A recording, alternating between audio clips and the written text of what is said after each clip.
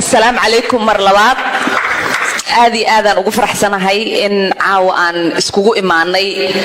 in aan u dabaaldegno oo aan farxadda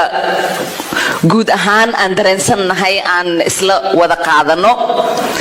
isma dhehaynin xaflad in ay dhici doonto Minnesota oo Soomaaliyaal oo la doortay meel intay isla imaadaan kulligood xaflad loo wada suubinayo marka taas kaliya aba guul ah aadan ugu faraxsanahay horta koodii in aan caawo kaleeta ay jirto waa habeen muhiim ah waqti badan sidii haboon ay tiriyo kaleeta waqti badan aan ku riyoonaynay aan ka soo fikiraynay aan ku tala jirnay in maalin la helo gabdho Soomaali oo tartamo oo guuleysto sanadkaanaytina waxa aan fursad u helnay in afar gabdho Soomaali afar gabdho Soomaali ay tartamaan afar jaga kala duwan ay u tartamaan gabar school board ay u tartamaysay mid city council minishibiyada ay u tartamaysay mid waxay u tartamaysay xildhibaanka Minnesota midna congress ay u tartamaysay ilaahay wuxuu noo ogolaaday in laba ay ku guuleystaan marka dadka haboon oo kaleeta ah waxaan u maleynayaa wadnahooda inuu aad ugu farxsan yahay ay riyadoodii ay rumowday waxa kaleete oo hadaati laga dhawaajiyay oo aniga aan aad ugu faraxsanahay waxaan soo galay iyadoo videoga hadaati u socday halgankii dheeraa sanadkan aan soo galnay dadkii isku dayay annaga inay nahandadaan aan ka guuleysanay aan soo galay hadaati iyagoo laga sheekaysanayo aniga wili tabo dadkaasaytii dhib badan ay ugu hayeen marka aadaan ugu faraxsanahay in hodan iyo maxamuud ay dadkaas la fadhiisan doonin waqtigii aan ku jirnay 2017kii markii aniga la ii doortay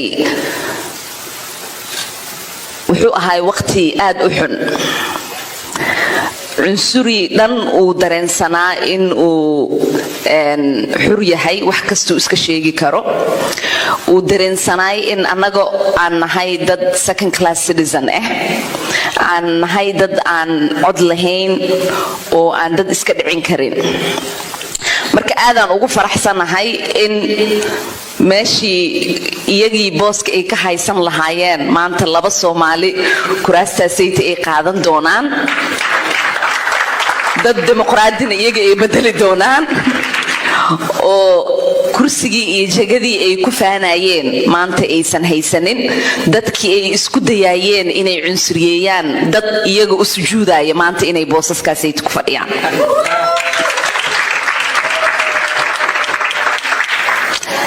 halgamadaanayta aan soo galnay halgamo fudud ma aha Soomaalida way og yihiin shaqada badan iyo tartanka badan aan Soomaali hadii aan nahay maalin kasta aan ku jirno waxaan u maleynayaa hadda inay noo fududaatay oo dhaqankii Soomaalida ay isla tartarmi jireen iyo xumaanta loo arki jiray in aan ka bixi doono oo la dareemi doono in hadii laba qof Soomaali ay kursi iskugu la tartanto inaysan wax xun ahayn oo kii u qalmo uu ku soo guuleysan doono laakiin aysan ahayn inaan la aflagaadeeyo ama la gardaraysto hadii uu qofkaasi aaminsan yahay asiga inuu meel iska soo saari karo lagu fiirsado oo la dareensiyo meeshii asiga uu isgaarsiin karo inuu isgaarsiiyo taas waa muhiim because hadii qof kasto aan fursad siino in asiga uu isbiimeeyo uu istijaabiyo waxaan u maleynayaa in markasta aan helayno qofkii ugu in uu jagadaasaydu ku fadhiisto saa u ogtihiin aniga dad badan oo Soomaali waa la soo tartamay alxamdulillah waa ku guuleystay abaayo hodan tartan aad u culus ay gashay rag bay ka soo dhaxbaxday iyada aniga hal kool ay ugu soo aaday laakiin iyada waa lagu goobtay laakiin ani marka isla hadalnay waxaan dhahay iska soo saar dadkaanayti yaynan ku dareemin adoo hindhisaysid yaynan ku arkin because dadka in la baro way fiican tahay waxaa fiican qofka inuu ogaado adiga meesha iska soo saari kartid haddii aan badino in aan maalinba eedo u tagno adeer u tagno qabiil raadino qof raadino heblow ha layga celiyo heblow way aflagaadeeyo heblow ha layga magaciisiyeeyo dan annagi ma noqonayna dad dareensan tartanka sidii loo geli lahaa Soomaaliya iyo Kenya iyo meel kasta Soomaali way isla tartamaan qofkii u qalmo kursiga ku guuleysto taas inaan inta barano waa mid muhiim ah waxaan u maleynayaa tartanka hadda ugu dambeeyay taas inay si fiican u cadaatay oo labadii gabdhood kursiga u qalmay in ay ku soo baxeen marka intii aanan ku sii dheeraanin waxaan rabaa horta koodii in aan u mahad celiyo Axmed Seygeyga oo aan uma maleynayo inta waqti aan geliyo inaan albaab garaaco iyo aan campaign gareeyo iyo aan shaqeeyo in ay ii suurtageli lahayd haddii aanan haysan lahayn qof i garab taagan oo dareensan in ciyaalkayga aynan ahayn oo ciyaalkeenna ay yihiin guriga inuusan gurigayga ahayn gurigeenna uu yahay shaqada inay shaqadayda ahayn shaqadeenna ay tahay taasna waa muhiim waa tusaalo dadka kale dhan aan jeclaan lahaa in ay raacaan wadankan inta aan joogno hooyooyinkii waxaad u malaysaa kaligood aad waxyaalo badan in lagu dhaafo laakiin had 9 bilood bay ciyaalka soo wadayay inta kale tan in loo kordaro iyada ma aha way iska fiican tahay in culayska kasto laga qaado marka qaarkood oo la dareemo in iyada shaqadeedii badaneed ay horay u soo dhiibatay oo gadaalay u baahan tahay shaqada kale in la qabto waxaan kale rabaa inaan u mahad celiyo aabahay mar badan aan sheegaa aabahay wuxuu dhahaa ilhaan foolka fool libaax marka waxaan u maleynayaa inta kaliya oo ii suurta geliso in maalintii la doortay labadii bari ku xigtay in aan DC tago oo aan dalbado in anoo qamaar aan wato la ii ogolaaday inaan meel aan fadhiisto geesinimadaasaytii in ducadiisa kaliya ay ku imaatay waxaan kaloo rabaa dad badan oo qolkaanayda ku jiro oo mas'uul ka ah aniga in aan guuleystay oo waqti badan geliyay in 2 sano ka hor aan guul helo haddana in aan guul helo kulligiin aad iyo aad u mahadsantihiin waa taqaaniin magacyadiina ma idin magacaabaayay aniga dadka markasto aan tartamayay laba wax aan weydiisan jiray mid waxay ahayd in ay ii duceeyaan wadanka aan ku noolnahay jagooyinka aan aniga niyeystay iyo qofka aan ahay wax sahlan ma aha because labada jaga aan niyeystay waa laba jaga aan wiligood laga filanaynin qof anoo kaleete ah inuusan raaynayn qof aniga oo kaleete ahna wiligiis America laguma riyoonin in uu federal kursi ku fadhiisan doono waqtigan aan ku jirnane laguma riyoonin qof ani eg iyo qof u dhowbo in uu kursi heli doono marka inta kaliya ay ku suurtagelayso aniga niyadu waa isku dhisi karaa waa dhihi karaa shaqada badan aan qabtay iyo waxaasiiti waaye laakiin wax badan aan suurtagelinayo waa ducadeena xaq ilaahay ay ka socotaa marka intii qalbi ahaan niyadi ahaan ii duceeyay waa mahadsantihiin intii wali aan gaarin niyad ahaan ii duceeyaan hadda insha Allah maybe maalinta kaas kaftan waaye waxaan kale rabaa in aan u mahad celiyo wadaadada reer Minnesota oo faith group ka mid ah markii aan tartamayay oo tartanka uu cusbay aan isla fadhiisanay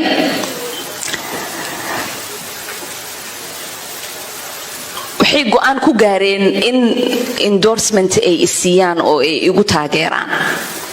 waqtigii ugu horeysay ay ahayd intii ay wadaado Soomaali ah meel wada fadhiistaan go'aan ay ku gaaraan in qof siyaasi ay taageeraan qofka siyaasiga Soomaalida dhexdooda ugu horeeyay ay taageereen waxay noqotay gabar dumar ah marka iyaga habeenkii markaan la fadhiyay waxaan u sheegay ma ogi inay joogaan dad qaarkood Cabdullaahi aan jeeda waxaan u sheegay in hal mucjiso ay dhacdo aniga markasta dadka aan is aragno dadka badanaa waxay weydiiyaan Ilhaan dadkaaga Soomaalida taageero buux ma ka heshay waxaan ku dhahaa haddii aan ku dhaho beenaan sheegayaa laakiin dadka diiniyada wadaadada Soomaalida taageer buuxan ka helay meel kasta ay joogaan ama reer Seattle ha ahaadaan ama reer Minnesota ha ahaadaan ama reer Utah ha ahaadaan ama reer San Diego ha ahaadaan meel kasta wadaad Soomaali uu joogo khudbadiisu igu soo qaataa uu ii duceeyaa marka dadku waxay dhahaan see ku dhacday adiga oo Ilhaan oo qof fudud ma ihi aniga qof oo maxaa la ii sheeg oo wadaad uu gooni ahaan intuu isdhaho okay gabadhaanayntii qofkan muslimka aan u duceyno qof kasbanayso ma ihi marka see ku dhacday aniga marka waxaan ugu jawaabaa iyaga su'aashooda way qaldan tahay aniga waxaan ku kasbanayaa because qof muslim aan ahay intaasaan ku kasbanayaa laakiin iyaga waxay dareensan yihiin in si qalad ay u aaminsan yihiin oo ay isdhahayaan wadaadiinta gabdhaha muslimiinta way cunsuriyeenayaan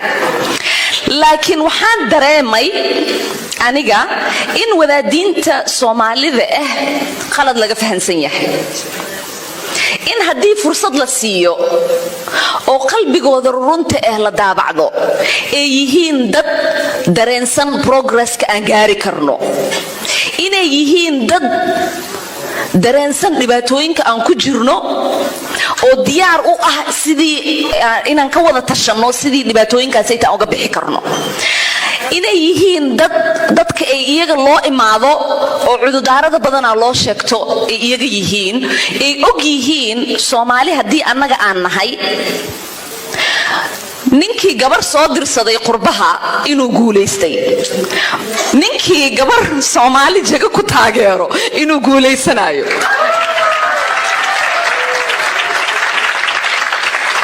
marka taas aqligooda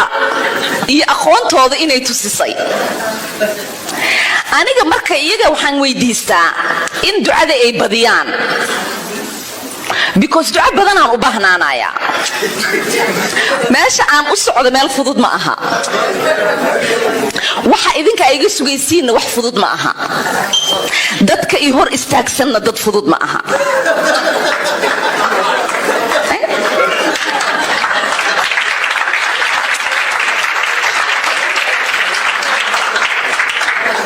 marka hodan iyo maxamuud nuur hadaati waxay idin dhaheen cududaaradiina noo sheegtaa noo imaada aniga cududaaradiina ii sheeganina ducaa koow ii soo dira markii ducadaasayt aan ku badbaado aan idiin soo laabanaya markaasa cududaaradiina idinkala sheekaysana siyaasiyiinta waxaa la dhahay runta ma sheegaan aniga intaas runta iga tahay dadkan meel fudud ay u socdaan oo Minnesota leedahay Minnesota nice dad dhahay ay joogaan marka waa iska kaftan kulligeen waxaan haysanaa sanadkaanayti fursad weyn fursadaasayt waxay tahay in aan helnay dad Soomaali oo jagooyin ku fadhiistay oo meel kasta Soomaalida ka buuxin karto cududaaradeen oo dhan teekeer gareyn karto kulligeen waxaan idinka ballan qaadeynaa inaan isla wada shaqayn doono kulligeen waxaan idinka ballan qaadi doonaa in idinka aan idin shaqayn doono idinkana waxaan idinkaga baahannahay sidii hodan ay tiri oo maxamuud sheegay oo siyaad sheegay in aad nala shaqaysiin in aad kalsooni nagu yeelatiin inaad ogaatiin in annaga aan nahay dad idinka aad dirsateen dad idinka idin maqan dad walaaltinimadiina raba inay ka shaqeeyaan iyo midnimadiina idinkana idinka sugaaya in walaaltinimadeena iyo midnimadeena aad ka shaqeysiin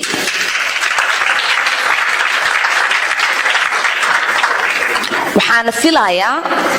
in walaalaheen wadamooyinka kale ku nool iyo Soomaaliya Bayruna ujeeda oo embassy joogto in kulli aan noqon doono dad iswareysto iska warhaayo oo og cudurada wadankaanayta aan ku qabno tii wadankeena jirto iyo tan wadamada kale jirto si aan kulligeen guul ku wada gaarno dadka badanaa way ku faraxsan yihiin maanta gabar baarlamaan ku jirto oo Mareykan gabar baarlamaan ku jirto oo Sweden dad baarlamaan ku jiro oo Finland ah dad baarlamaan ku jiro Canada Kenya meel kasto waa guul Soomaalida u soo hooyatay fursad aan la gafi karin waaye in kulligeen aan wada shaqeyno oo kulligeen aan ku dadaalno sidii Soomaalida ay ku noqon lahaayeen dad adag dad iyaga isku tashan karo dad iyaga istaakuleen karo dad iyaga tooda ka soo bixi karo dadka wadankaanayta degan wayna la yaaban yihiin because qaxooti kasto oo naga soo horeysay wixii 40 sano 50 sano 60 sano ku qaadatay ama ilaa ay hadda wili ay la yihiin annaga noo suurtooday 20 sano anagoo joogno inta business yaal aan leenahay inta iskool aan leenahay inta dugsiyaal noo furan inta dad la doortay aan wadankaanayta ku leenahay waxaas oo dhan dadka mangaga ama Koreaanka ama Vietnamese ama Bosniaanka oo isku waqti aan wadankaanayta soo galnay dadka Russian immigrants oo Sovietska markii uu burburay imaaday dadkaas oo dhan wax ilaa ay hadda ay raadinooyaan Soomaali oo dib Ilaahay og yahay ku imaatay wadankan dib Ilaahay og yahay aniga dadka hadda wiigaanayta aan la kulmay ku leeyahay ayayday sidii aabahaayo kale iyo hooyadaayo kale inta qaxooti ku imaatay maxaa ka hadlaysiin aan ku dhaana qaxooti inta ku imid 20 sano ka hor dadka ma in aqligooda ma qaadi karo ma fahmi karaan dad 20 sano ka hor qaxooti ahay in maanta congress ay fadhiyaan laakiin taas annaga waa haysanaa taas inaan ogaano way dadaalkeena inuu ku yimid aan annaga ku mashquulin heblow muxuubi iyo heblow muxuu yiri iyo heblaay maxay tiri iyo intay martay iyo eedadeeda wax u soo bisay iyo adeerkeeda wax u soo bisay iyo qabiilkeeda isaan tiri iyo kanay wax saan tiri waxaas muhiim ma aha magac Soomaali aan wadana dadka markayna arkaan waxay leeyihiin qof Soomaali aan meeshaas fadhiyo intaas inay kugu filnaato way adi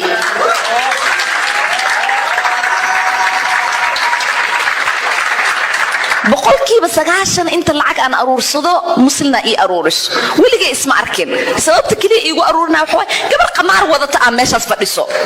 intaas kaliya niyadooda ugu dhisan adiga marka waaba iiga soo sokaysa ilma adeerna ahay ina intaas kugu filnaato way ilaahan maanta haday waxba ku suubin intaas ina ku seexatid oo niyadu kugu degto maanta adigoo shalay qaxooti ahayd 20 sano ka hor gabar in adeertaa in congress u dirsatay gabadhaada yarista ee iskoolka khamaar markay wado qof uu fiiriyo ay sanka taagaysa ee maxaa ka hadlaysaa eedada ayaa fadhiso congress oo khamaar wadato intaas inay kugu filnaato waay marka yaan ismashquulinin marka aad TV-giina furtiin oo joornaalada ay akhrisin waxa arkaysiin gabar qurux badan oo Minnesota House idin fadhiso oo hodan xasan la dhahay idinku abtirsato oo khamaar wadato intaas inay idinku filnaato waay TV-ga marka furtiin mid oo kale ta arkaysiin oo hodan oo kale u qurux badneen oo meel ka qaylinayso oo meel taagan oo inay Soomaali tahay la og yahay dadka kacad dheer intaas inay idinku filnaato waay because annaga in kale ta raadinayno qof kasto wuxuu haystaa qof uu fiiriyo uu dhaho qofkaasayta xaafadaydu ka yimid, qofkaasayta anigu ogyahay cududaarkayga, qofkaasayta maanta wax markii la iga sheego dad kaleeta inaan barya ma aha oo aan dhaho heblow noo hadal, qof aniga meeshaas ii fadhiyo. marka intaas inay nagu filnaato waay, intaas inaa ka shaqaysiin, intaas inaa adkaysiin, intaas inaa ku dadaashiin, intaasayta inaa usoo ducaysatiin. inta kaleeta annaga waa ka adagnahay, inta kaleeta annaga waa ka adagnahay. marka waa mahadsantihiin xafladdaanay quruxda badan aan noo suubiseen, waana sharafteen, ilaahay idin sharfo. assalaamu calaykum mar labaad. aad iyo aadaan ugu faraxsanahay in caawa aan iskugu imaanay in aan u dabaaldegno oo aan farxadda guud ahaan aan dareensannahay aan isla wada qaadano. isma dhehaynin xaflad in ay dhici doonto Minnesota oo Soomaaliyaal oo la doortay meel intay isla imaadaan kulligood xaflad loo wada suubinayo, marka taas keliya aba guul ah. aadaan ugu faraxsanahay horta koodii in aan caawo kaleeta ay jirto. waa habeen muhiim ah, waqti badan sidii habboon ay tiriyo kaleete, waqti badan aan ku riyoonaynay, aan kasoo fikiraynay, aan ku tala jirnay in maalin la helo gabdho Soomaali oo tartamo oo guulaysto. sanadkanaytina waxaa aan fursad u helnay in 4 gabdho Soomaali, 4 gabdho Soomaali ay tartamaan, 4 jago kala duwan ay u tartamaan. gabar school board ay u tartamaysay, mid city council minishibiyada ay u tartamaysay, mid waxay u tartamaysay xildhibaanka Minnesota, midna congress ay u tartamaysay. ilaahay wuxuu noo ogolaaday in 2 ay ku guulaystaan. marka dadka habboon oo kaleeta ah waxaan u malaynayaa wadnahooda inuu aad ugu faraxsan yahay ay riyadoodii ay rumowday.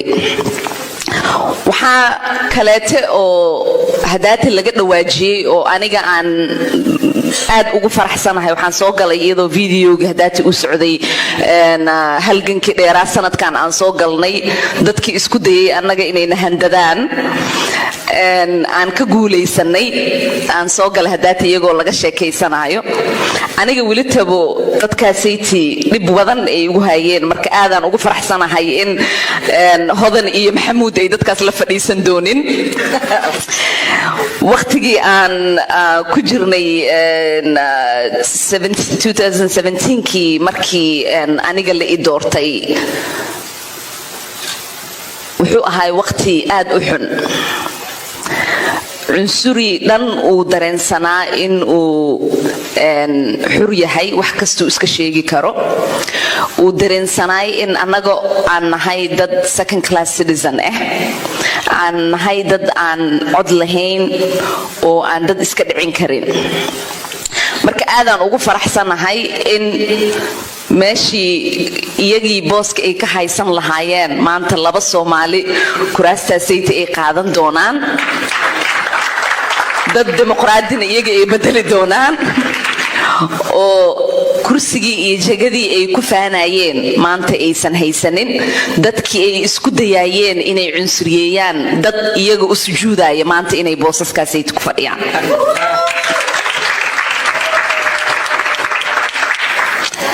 halgamadaanayta aan soo galnay halgamo fudud ma aha. Soomaalida way ogyihiin shaqada badan iyo tartanka badan aan Soomaali hadii aan nahay maalin kasta aan ku jirno. waxaan u malaynayaa hadda inay noo fududaatay oo dhaqankii Soomaalida ay isla tartarmin jireen iyo xumaanta loo arki jiray in aan ka bixi doono, oo la dareemi doono in hadii 2 qof Soomaali ay kursi iskugu la tartanto inaysan wax xun ahayn, oo kii u qalmo uu kusoo guulaysan doono. laakiin aysan ahayn inaan la aflagaadeeyo ama la gardaraysto haddii uu qofkaasay aaminsan yahay asiga inuu meel iska soo saari karo lagu fiirsado oo la dareensiiyo meeshii asiga uu isgaarsiin karo inuu isgaarsiiyo taas waa muhiim because haddii qof kasto aan fursad siino in asiga uu isbiimeeyo uu istijaabiyo waxaan u malaynayaa in mar kasta aan helayno qofba qofkii ugu fiican in uu jagadaasaydu ku fadhiisto saa u ogtihiin aniga dad badan oo Soomaali waa la soo tartamay alxamdulillah waa ku guuleystay abaayahodan tartan aad u culus ay gashay rag bay ka soo dhaxbaxday iyada aniga hal kool ay igu soo aaday laakiin iyada waa lagu goobtay laakiin ani markaa isla hadalnay waxaan dhahay iska soo saar dadkaanayti yaynan ku dareemin adoo hindhisaysidayna ku arkin because dadka in la baro way fiican tahay waxaa fiican qofka inuu ogaado adiga meesha iska soo saari kartid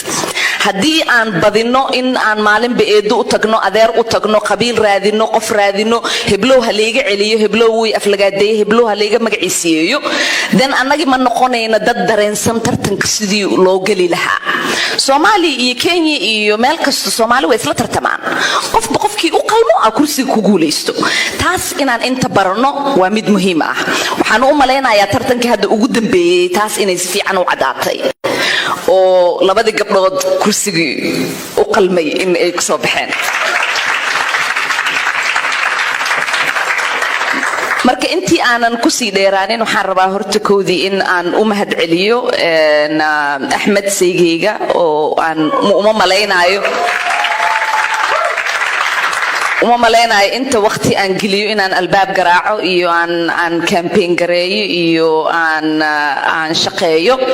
in ay ii suurtageli lahayd haddii aanan haysan lahayn qof i garab taagan oo dareensan in ciyaalkayga aynan ahayn oo ciyaalkeenna ay yihiin guriga inuusan gurigayga ahayn gurigeenna uu yahay shaqada inay shaqadayda ahayn shaqadeenna ay tahay taasna waa muhiim waa tusaalo dadka kale dhan aan jeclaan lahaa in ay raacaan wadankan inta aan joogno hooyooyinkii waxaad u malaysaa kaligood aad waxyaalo badan in lagu dhaafo laakiin had 9 bilood bay ciyaalka soo wadayay inta kale tan in loo kordaro iyada ma aha way iska fiican tahay in culayska kastoo laga qaado marka qaarkood oo la dareemo in iyada shaqadeedii badaneed ay horay u soo dhiibatay oo gadaalay u baahan tahay shaqada kale in la qabto waxaan kale rabaa inaan u mahad celiyo aabahay mar badan aan sheegaa aabahay wuxuu dhahaa ilhaan foolka fool libaax marka waxaan u maleynayaa inta kaliya oo ii suurta geliso in maalintii la i doortay labadii bari ku xigtay in aan DC tago oo aan dalbado in anoo qamaar aan wato la ii ogolaaday inaan meel aan fadhiisto geesinimadaasaytii in ducadiisa kaliya ay ku imaatay waxaan kaloo rabaa dad badan oo qolkaanayda ku jiro oo mas'uul ka ah aniga in aan guuleystay oo waqti badan geliyay in 2 sano ka hor aan guul helo haddana in aan guul helo kulligiin aad iyo aad u mahadsantihiin waa taqaaniin magacyadiina ma idin magacaabaye aniga dadka markasto aan tartamayay laba wax aan weydiisan jiray mid waxay ahayd in ay ii duceeyaan wadanka aan ku noolnahay jagooyinka aan aniga niyeystay iyo qofka aan ahay wax sahlan ma aha because labada jaga aan niyeystay waa laba jaga aan wiligood laga filanaynin qof anoo kaleete ah inuusan raaynayn qof aniga oo kaleete ahna wiligiis America laguma riyoonin in uu federal kursi ku fadhiisan doono waqtigan aan ku jirnane laguma riyoonin qof ani iyo qof u dhowbo in uu kursi heli doono marka inta kaliya ay ku suurtagelayso aniga niyad waa isku dhisi karaa waa dhihi karaa shaqada badan aan qabtay iyo waxaasiiti waaye laakiin wax badan aan suurtagelinayo waa ducadeena xag ilaahay ay ka socotaa marka intii qalbi ahaan niyadi ahaan ii duceeyay waa mahadsantihiin intii weli aan gaarin niyad ahaan ii duceeyaan hadda insha Allah maybe maalin kaas kaftan waaye waxaan kale too rabaa in aan u mahad celiyo wadaadada reer Minnesota oo faith group ka mid ah markii aan tartamayay oo tartanka uu cusbay aan isla fadhiisanay